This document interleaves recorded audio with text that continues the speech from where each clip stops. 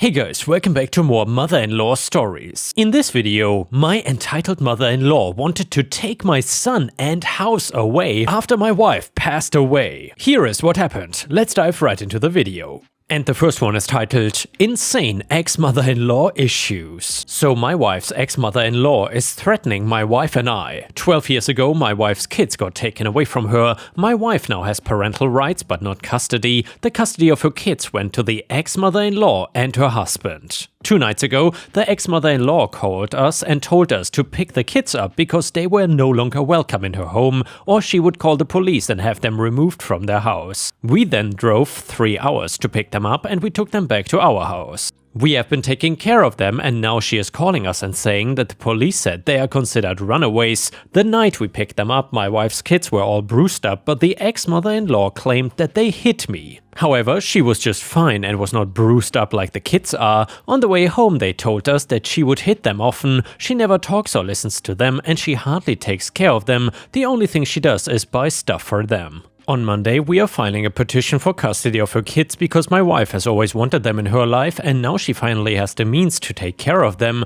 but I don't understand how they are being considered as runaways by the police when she told us on the phone to come pick them up and take them. I'm at a loss and I have no idea what to do other than file for custody because either way she said that they are no longer welcome in her home. So the way I see it, it's either the police take them somewhere or we have them in our care, because the ex also has people over to her house that she is talking badly about these kids. Also, these kids are 15 and 17 by the way. Comment number 1, your wife obviously needs a family law attorney. This situation is too messy for us to have any kind of response beyond that. Comment number 2, I'm gonna assume you and the mother-in-law are in the same state. If you are not, I would contact CPS and the police in whatever state she is in and make a report before you end up in a situation where this gets considered crossing state lines with minors, in other words kidnapping, which then becomes a federal issue and an even bigger mess. If you're in the same state though, you need to call CPS ASAP and make a report. If they were taken from your wife, they will have a file and a caseworker,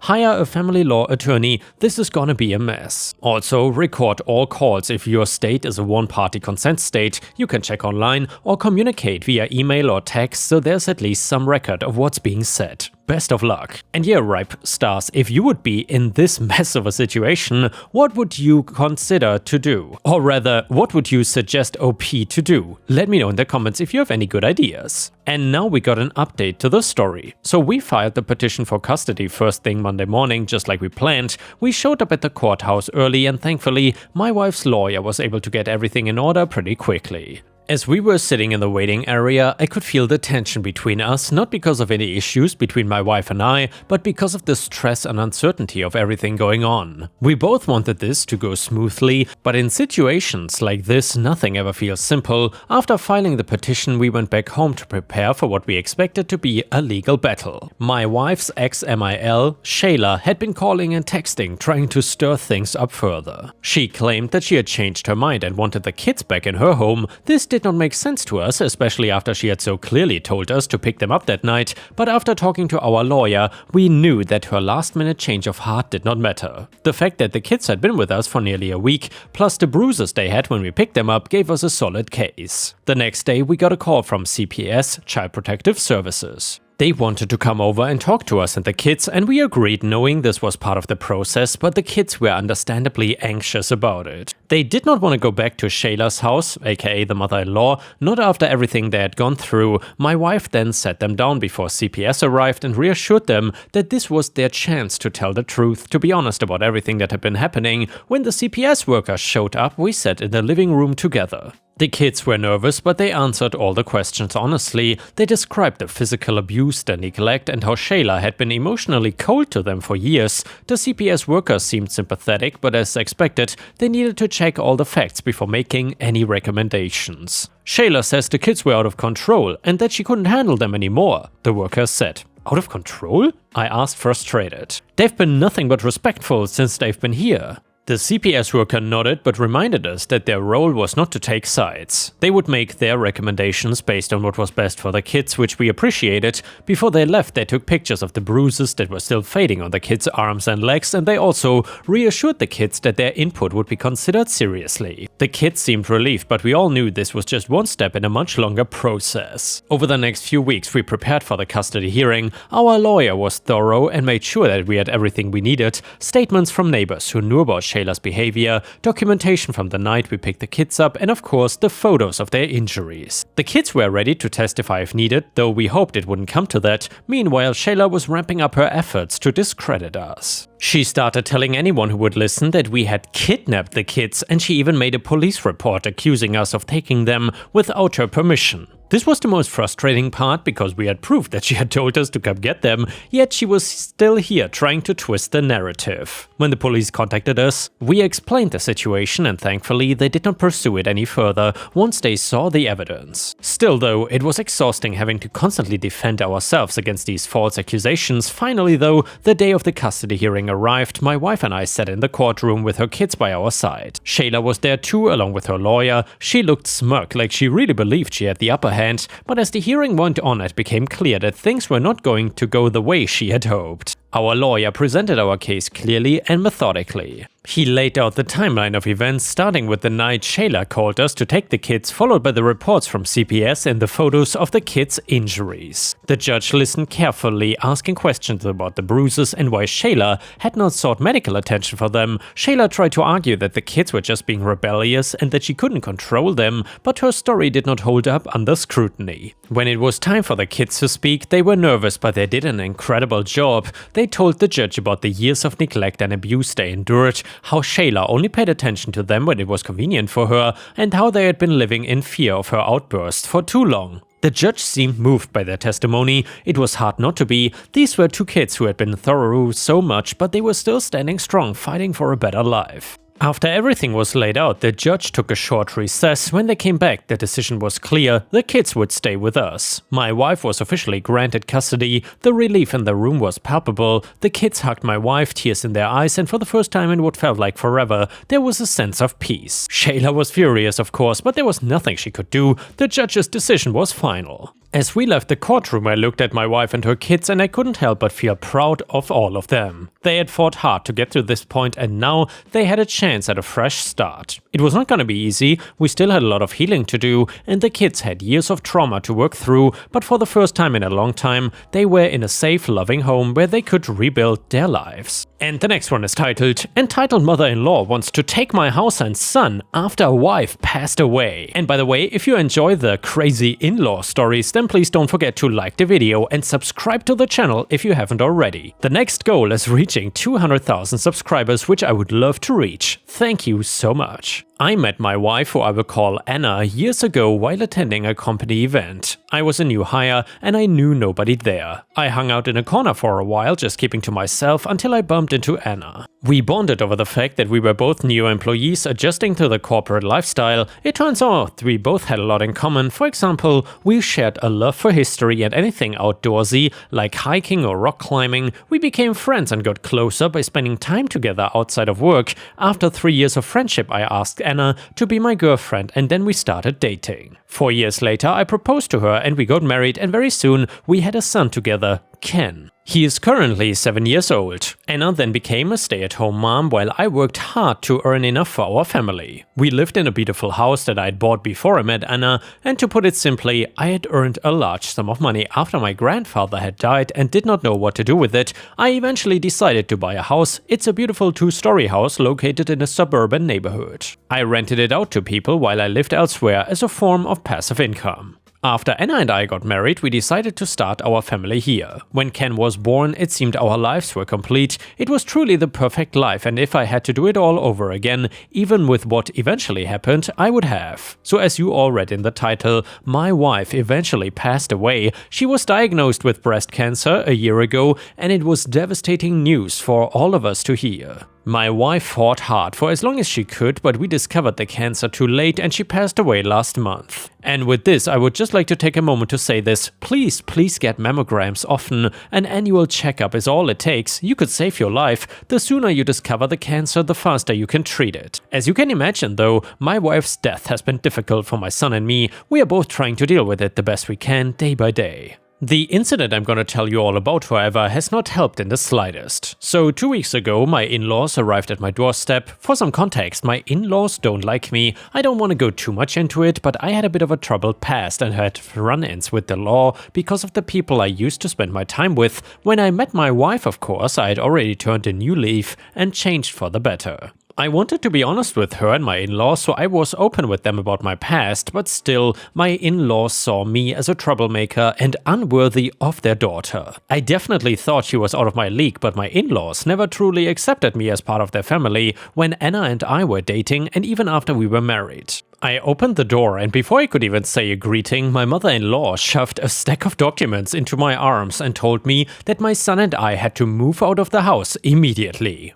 Obviously, I was very confused and asked her to clarify. She said the documents were proof that the house now belonged to them, and thus we, meaning my son and I, did not belong there anymore. Despite my confusion, I invited them inside so we could sit down and discuss everything. As they settled in, I looked through the papers they gave me. They were documents upon documents that claimed that the house was a gift to my late wife and therefore the house was now in my in-laws' possession because Anna had passed away. I knew this definitely was not true and that, although my wife and I did live here together, the house was under no one's name but mine. I knew my in-laws had always loved the house though. Every time they came over, they would always compliment it and even said to my wife on several occasions, "You should let us move in here when we get older." But I did not think they would go so far just for some piece of property. I kept looking through the papers trying to see if there were any discrepancies, but as far as I could tell, the documents were legitimate. Even then, I tried to protest. But when I did so, they cut me off saying that I was a squatter and that they would call the police on me if I did not leave. Obviously, this really upset me for a lot of reasons. Not only were they trying to kick me out of my own home,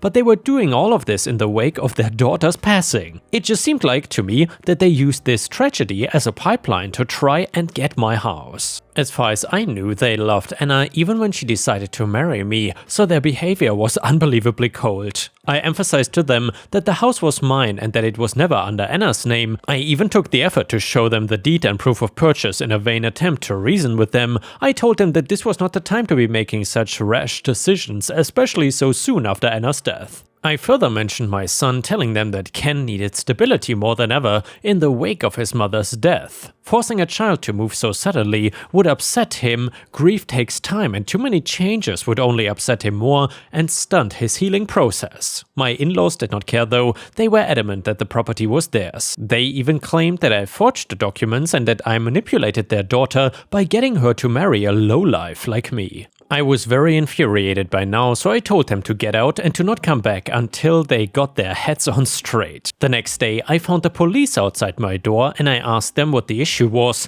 and they briefly explained that my in-laws filed a police report claiming that I had kidnapped my son and was illegally squatting at the property. Exasperated, I told them that my in-laws were lying and invited them inside so I could fully explain myself. I told them that my wife had died and my in-laws wanted the house now that she was gone, thinking that it belonged to her. I said it actually belonged to me, and the police asked me for proof of home ownership and I showed them the same documents I showed my in-laws. The police were confused but believed me, apologizing and telling me that they would contact my in-laws about this. Later that night, there was aggressive pounding at my door. As I expected, it was my in-laws. Apparently, the police had contacted my in-laws as they said they would, telling them that they were dismissing the case because of what I had said and the documents I had shown. My in-laws were pissed that the police believed me instead of them. They claimed that I had bribed the police and that I was manipulating the police just like I had with their daughter. We kept arguing back and forth with them, but they were being extremely stubborn and refusing to leave. Because of all the commotion, my son ended up waking up and coming downstairs. Although my in-laws don't like me and I don't approve of their actions, I don't enjoy trash-talking my in-laws in front of my son. It's distasteful and my son deserves to know his grandparents. Of course,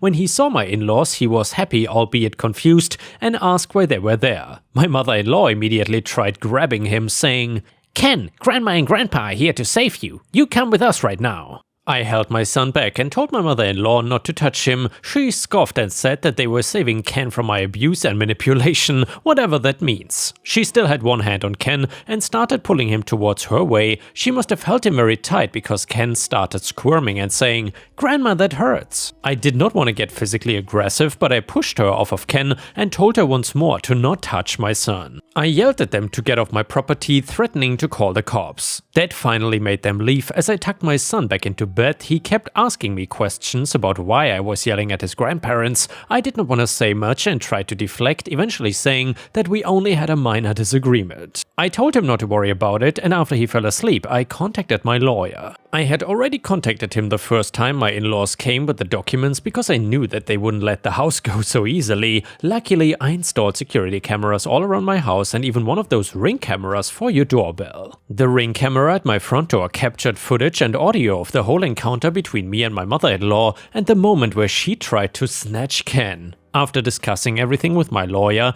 I decided to press charges, so I sent all the footage from that night to the police, and I also sent some footage of the initial incident where they first showed me the documents. Later, I had to go into the police station to file a report. My lawyer was there with me and provided them with additional documents that proved the house solely belonged to me. With the evidence provided, the police fully believed me and arrested my in-laws. The documents they had initially shown, me claiming that the house was a gift from me to my wife, were easily proven false. It was some format they copied and filled in with their own information. I originally was gonna leave it at their arrest, but I've decided that I'm going to go further with legal actions against my in-laws. The charges against them, on top of their false police report, attempted kidnapping, and fraudulent documents, are emotional distress and defamation. Maybe it's cruel, but I would like to get back at them for being so horrible to my son and me. More specifically, I would like to get back at them for how they treated my wife's passing, as if nothing more than an opportunity to get my property. Long story short though, now with my in-laws gone, I've had to worry less, and my son and I have truly begun to heal. I've signed us up for therapy, both individual and family therapy, to help us cope with our grief and trauma. I visited my wife's grave the other day while my son was at school.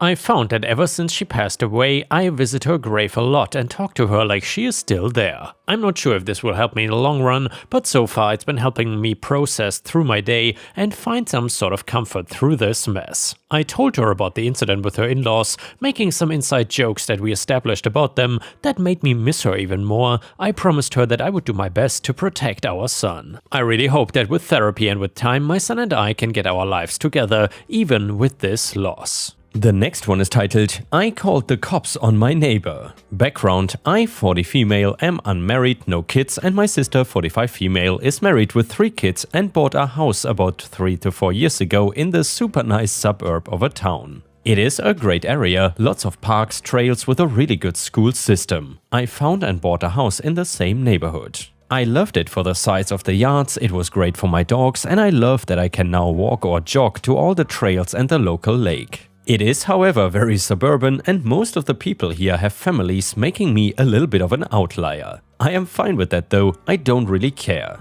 I live in the house by myself, neighbors have been nice, but most of them hang out with each other and have playdates with the kids. There are neighborhood barbecues that I've been to, so a week ago I'm watching TV at home, around 9 PM, and all of a sudden my dogs start going crazy. My doorbell rings multiple times and then rapid knocking. I jump off my couch, look at my Ring doorbell, and it's a stranger, a male, knocking on my door. I have no idea who he is, and he just keeps banging on my door. My dogs are freaking out too. So then I called the cops. He goes away, and after about 5 to 7 minutes, the cops show up 20 minutes later. I show them the video, they told me they know who it is, would not tell me, and then left. The next day, I get a phone call from my sister. She is super pissed that I called the cops on Dave, and how could I do that in this community? I'm confused, who is Dave? Oh, it's apparently the local neighborhood watch guy and school teacher, and he thought I was driving too fast down the street and wanted to talk to me. I was flabbergasted. Number one, there is no way to drive fast in this neighborhood. There are stop signs everywhere, cops everywhere, and they have their own police force, and there are speed bumps every 2 blocks. Number two, why didn't he call, text or email before knocking on the door at 9 PM on anyone's house, much less a single woman at home? Sister said that my reaction was totally over the top and you don't live in the hood anymore. People visit other people. I stand by my right to be safe and not get harassed by the neighbor though. Sister is pissed because there was no danger whatsoever, supposedly, and apparently this was the discussion at the recent PTA meeting, and since I was not there, why would I go to a PTA meeting? She was charged with defending me, and now she looks bad by association. She also brought up that I walk my dogs without a bra on all the time, and that's just not good. She wants me to reach out to Dave and apologize and say that I'm absolutely sorry for calling the cops and driving fast. She told me that I needed to play nice with the neighbors unless I wanted to be moving in a year. Maybe I did overreact, maybe I'm just so annoyed that I don't want to do anything related to that, and maybe that really makes me the a-hole.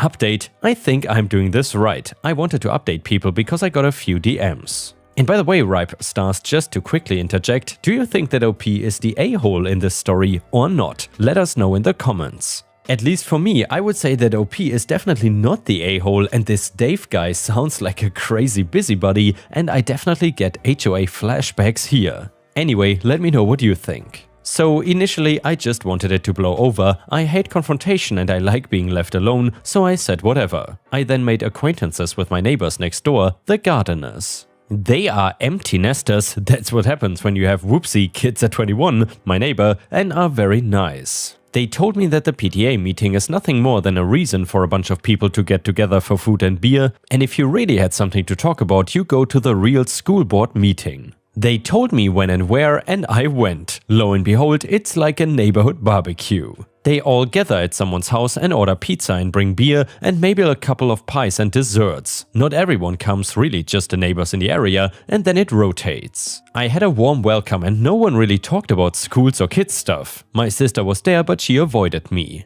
I ended up talking to a couple people and gently, aka very indirectly, brought up Dave, and everyone here was right. Everyone knows Dave. The general consensus is that he's a busybody, has reported half the neighborhood to I don't even know who. Nothing ever comes of it, and he's kind of a nuisance. He does have a loyal group of neighbors that defend him, but mostly just stay clear of him. I ended up telling my neighbor about what happened and she laughed, saying that she would have done the same, and her husband chimed in and said, "Though if you open the door for Dave, the only thing to fear is that you'll be talked to death." So all in all, no one seemed to care about what happened, and honestly, no one even seemed to know. So then I went over to my sister, since she's the only one that seems to be making this into a big deal. Long story short, she is. She simply does not like that I moved here, and that's really it. She just really did not think I would ever move to the suburbs, and when I did, she really did not want to be lumped together with me. We got into kind of a fight over it.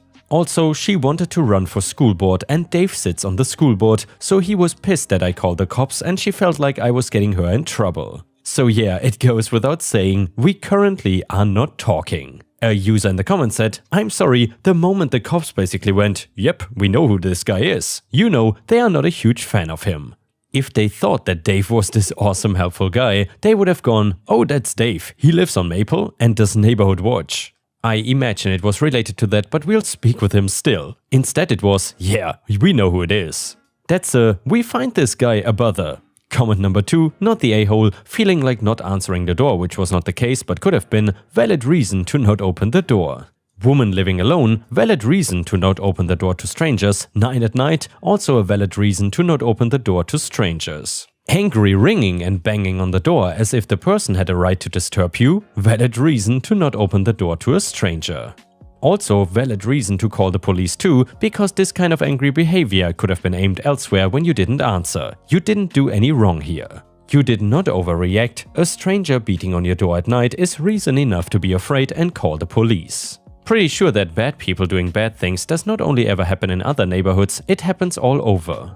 People wanting you to join them in the pretense that it doesn't, that's denial and delusional and just wrong. People attacking you for reasonable behavior? That's just appalling. Being polite and respectful to the neighbors does not include opening the door to someone who is showing aggressive and rude behaviors. If Dave's reason was valid to contact you, there were other ways at better hours that would not be invasive. Dave's behavior is the wrong here, not yours. Dave owes you the apology, not spreading rumors around about you. I have lived a long time in lots of different neighborhoods, some great and some not. Polite people don't visit at 9 at night, especially visiting strangers, and they don't ring and then knock persistently. They ring and then leave when no one answers the second ring. That's called respect. Your sister also owes you an apology here. She did not hear the knocking on your door, she was not there to witness it. Her belittling and dismissing your reasonable fear is wrong. You have a right to feel how someone's bad behavior makes you feel. She ought to defend you and call people out for spreading unfounded gossip. It's not your fault that some stranger decided to forgo all the reasonable ways to contact you and show up at night and be aggressive at your door. No one in this is showing you any respect here. Frankly, I would never talk with Dave without a witness and never in your house. His behavior was rude and the way he spread rumors later, even worse. And yeah guys, with this we have reached the end of the video. However, if you cannot get enough of my content, please don't forget to subscribe to the channel to not miss any of my daily uploads. And also check out my podcast by searching for Ripestories on Spotify, Amazon, Audible and other podcast platforms. You will often find exclusive episodes and early access to new content. Furthermore, please check out my Patreon by going to patreon.com/ripeyoutube or my YouTube membership program for even more exclusive stories. Thank you so much and I will see you again tomorrow.